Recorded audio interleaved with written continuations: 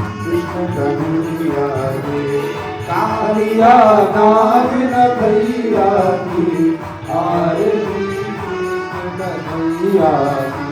कृष्ण तुम अर्जुन के प्यारे, कृष्ण तुम अर्जुन के प्यारे। कुमारी च धीमहि तन्नो दुर्गा प्रचोदयात्। ओम नारायणाय च विद्महे वासुदेवाय च धीमहि तन्नो विष्णु प्रचोदयात्।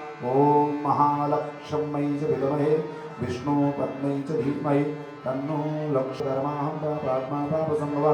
त्राहि मां पुण्डरीकाक्ष सर्वपापहरो भव। आवाहनं न जानामि च अर्चनं पूजां चैव पुष्पाणि यथा कालोद्भवानि च। पुष्पाञ्जलिर्मया दत्तं गृहाण परमेश्वरः गृहाण परमेश्वरे।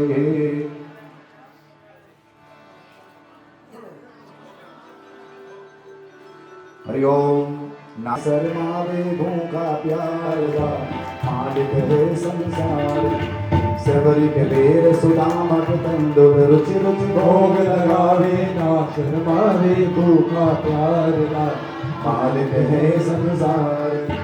दुर्योधन के मेवे प्यार भूख लगी हरि उठ कर। साग विदुर घर खावे ना शर्मावे भूखा प्यार ना मालिक है संसार। नरसी भगत की हुंडी तारी सावल सावन आयो गिरधारी। भगतन में सुख पावे ना शर्मावे भूखा प्यार ना मालिक है संसार का। मीरा के प्रभु गिरधर नागर सबको गले लगावे ना प्यार ना मालिक है संसार का। ये भोजन चाख्यो हरि ये अमृत हो जाए। अमृत भोजन पाए तेरुदास शरण हो जाए। मांगे राग करो सियावर राम जय जय। मेरे प्रभु राम जय जय राम। करो कल्याण सीताराम मेरे मन बस जाओ।